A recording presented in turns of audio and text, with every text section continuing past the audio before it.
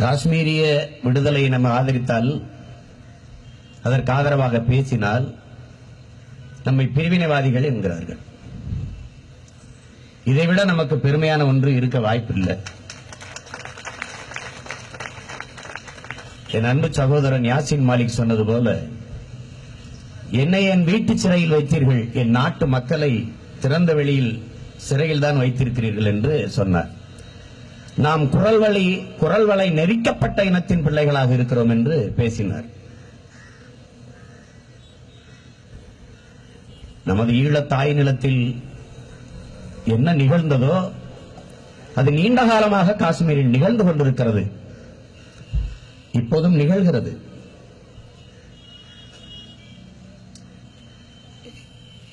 என் அன்பு உறவுகள், நீங்கள் எல்லாம் வலைத்தளத்தில் அந்த படங்களை பார்த்திருப்பீர்கள்.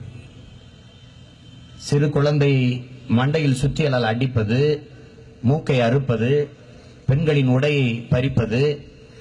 இங்கே கீழே கூட ஒரு படம் இருக்கிறது.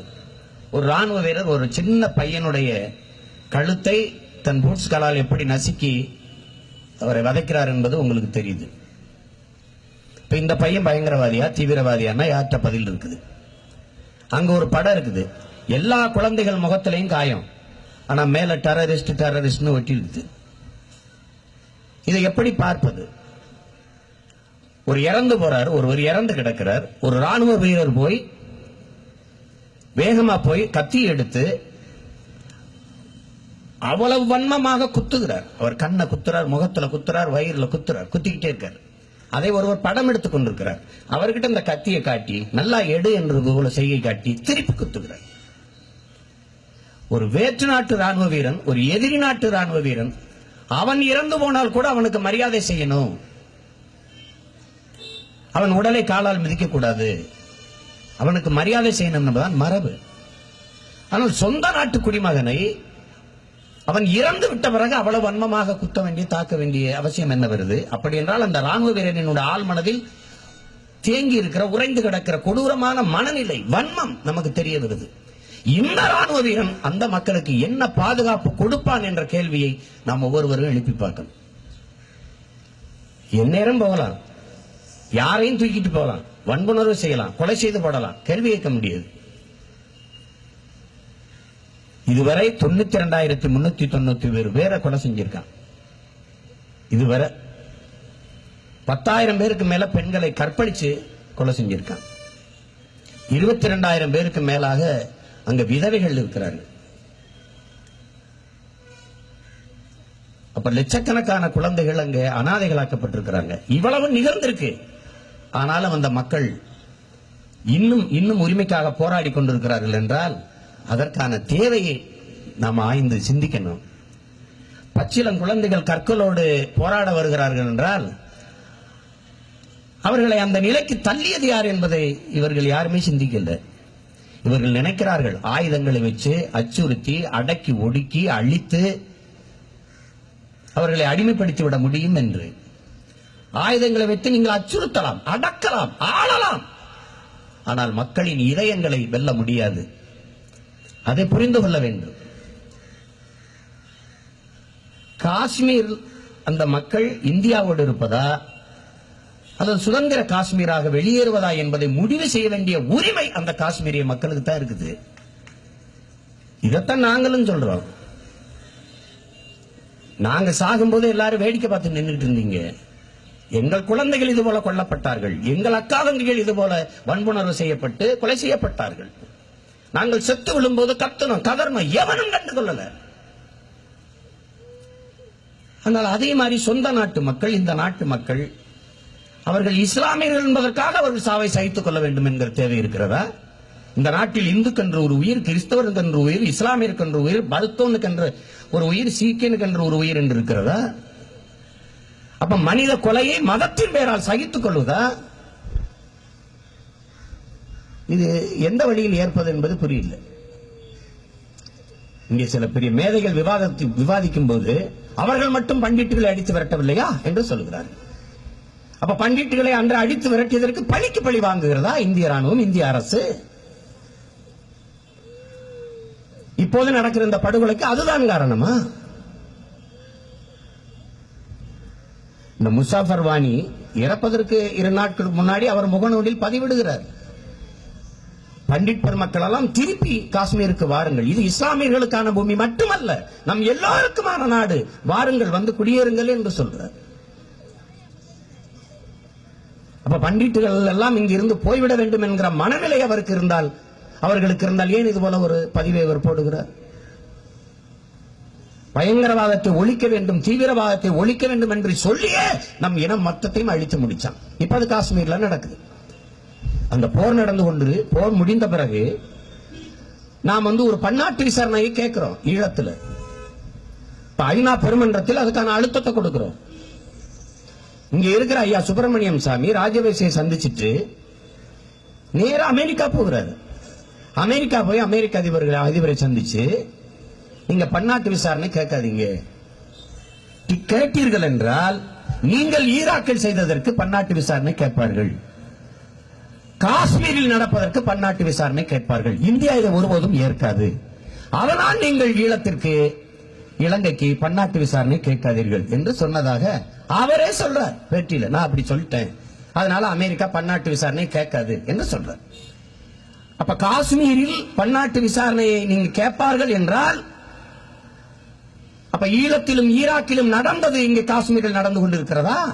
நடந்து கொண்டுதான் இருக்கிறது. என் அன்பிற்குரியவர்களே, ஒரு நாட்டில் இருந்து இன்னொரு நாடு பிரிந்து செல்வது பிரிவினைவாதம் என்றால், உலகத்தில் இத்தனை நாடுகள் பிறந்தது எப்படி? காஷ்மீர் எப்போது இந்தியாவோடு இருந்தது? இவர்கள் ஹரிசிங் காலத்திலேயே, மன்னராட்சி காலத்திலேயே அவர்கள் கருத்து கேட்டு அதன்படிதான் முடிவெடுக்கப்படும் என்று ஒப்பந்தம் இருக்குது. இந்த நேரு அவர்கள் காலத்திலேயே மக்களின் கருத்துக்கு மதிப்பளிக்கப்படும் என்றுதான் ஒப்பந்தம் இருக்குது. அவர்கள் கருத்துக்கு மதிப்பளியுங்கள் என்றுதான் இங்கே போராட்டம் நடக்குது. இப்ப இந்திய பெருந்தேசம் ஐரோப்பிய யூனியனிலிருந்து பிரிட்டன் வெளியேறுகிறது. மக்களின் கருத்து, நாங்கள் ஐரோப்பிய ஒன்றியத்திலிருந்து வெளியேறோம்ங்கிறது. இந்த பிரிட்டன் வெளியேறுவதை இந்தியா ஏற்கிறதா எதிர்க்கிறதா? இதான் நம்ம வைக்கிற கேள்வி.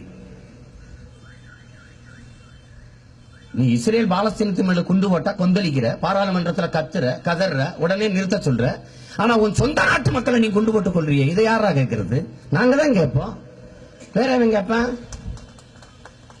சொந்த நாட்டு மக்கள் மேல ராணுவ தாக்குதல் நடத்தக்கூடாது என்று ஒரு மரபு இருக்கு, அதை மீறி நீ நடத்துற. என் நிலத்துல, என் தாய் நிலத்துல சிங்களம் நடத்தினான், அதுக்கு நீதான் கூட நின்ன. இங்க கொள்ற இதே ராணுவ வீரன் தான் அங்கேயும் கொண்டான். அமைதிப்படை பேர்ல போய் அநியாயம் பண்ணா, அதுக்கப்புறம் சிங்களம் போர் தொடுத்த போது கூட நின்று குண்டு கொடுத்து, ஃபண்டு கொடுத்து, எல்லாம் கொடுத்து நம்மளை கொண்டான். சுதந்திரம் என்பதை, சுதந்திரம் என்ற சொல்லை தவிர வேற எந்த சொல்லி நாம் கேட்பது? எந்த சொல்ல சொல்லி பயன்படுத்தி கேட்பது? இங்க சுதந்திரம் எனது பிறப்புரிமை என்று பாலகங்காதர திலகர் முழங்கினார். அந்த பிறப்புரிமை தான் அந்த மக்கள் கேட்கிறாங்க. அதை படை கொண்டு, ராணுவ படை கொண்டு அடக்கி ஒடுக்குவது என்பது பாசிச கொடுமை. இதை எப்படி நாம் ஏற்பது? இப்ப என் சகோதரனுக்கு மறுக்கப்படுது, அவன் சாகடிக்கப்படுகிறான். அவன் என் இனம் சார்ந்தவன் அல்ல, ஆனால் சக மனிதன் அவன். அவன் சாவை என்னால் எப்படி சகித்துக் கொண்டிருக்க முடியும்? என்னை போல எலும்பு நரம்பு ரத்தமும் சதையும் பசியும் கண்ணீரும் உறக்கம் கொண்ட ஒரு சக மனித சாவை சகித்துக் கொண்டிருப்பது என்ன மனித மாண்பு? என்ன மனித மாண்பு? இவ்வளவு அடக்குமுறை, இத்தனை லட்சம் பேரை கொன்றுவிட்ட பிறகும் அவன் உரிமைக்காக கிளர்ந்தெழுகிறான் என்றால், இதைத்தான் பிடல் காஸ்ட்ரோ சொல்றான், மக்கள் விடுதலையை விரும்பிவிட்டால் விமானத்தை கல்லெடுத்தெறிந்து வீழ்த்துவார்கள் என்று. அவன் சின்ன சின்ன பிள்ளைகள், பிஞ்சு குழந்தைகள் ஓடி வருகிறார்கள் விடுதலைக்காக முழக்கமிட்டு.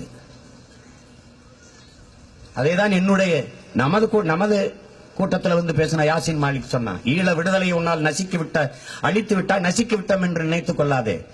பிறக்கிற ஒவ்வொரு தமிழ் பிள்ளையிலும் உள்ளத்திலும் ஊனிலும் இந்த ஒவ்வொரு அணுவிலும் ஈழ உணர்வு, ஈழ விடுதலை உணர்வு வளருதுன்றான். நீ அவன்கிட்ட கேளு. கனடா கியூபக்கில் எடுத்தது போல,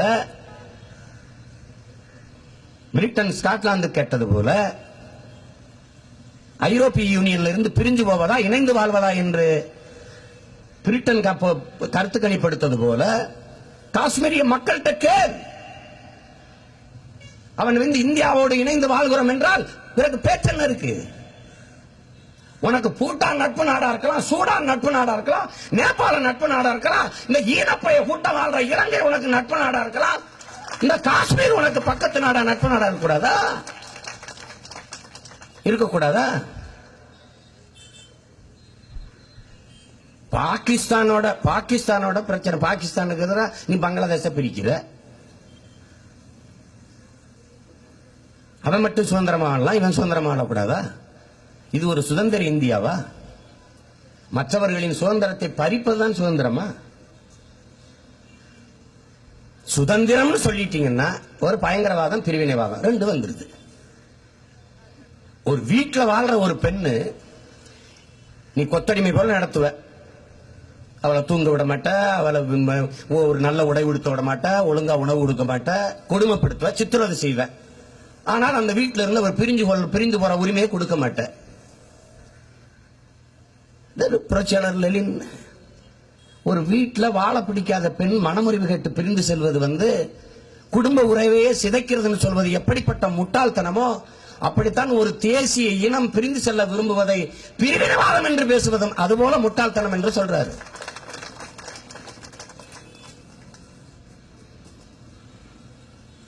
நீ ஆயுதத்தை வச்சு அச்சுறுத்தி அடக்கி ஒடுக்கி எத்தனை நாளைக்கு, எவ்வளவு காலமா செய்து கொண்டிருக்கிற நீயும்? எவ்வளவு காலமா?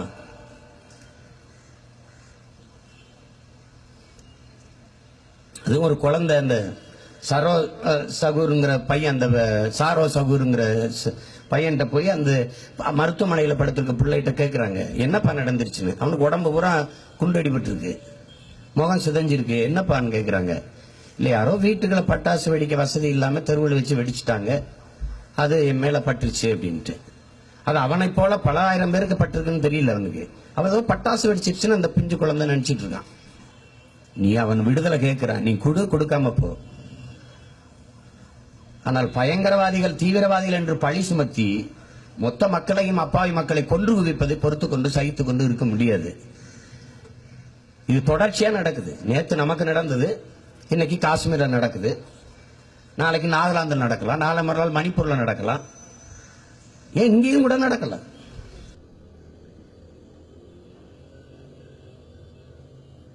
அந்த அப்பாவி குழந்தைகள் கொல்லப்படுவது, மக்கள் தாக்கப்படுவது, பெண்கள் மானபங்கப்படுத்தப்படுவதை நாம் ஒருபோதும் சகித்துக் கொள்ள முடியாது.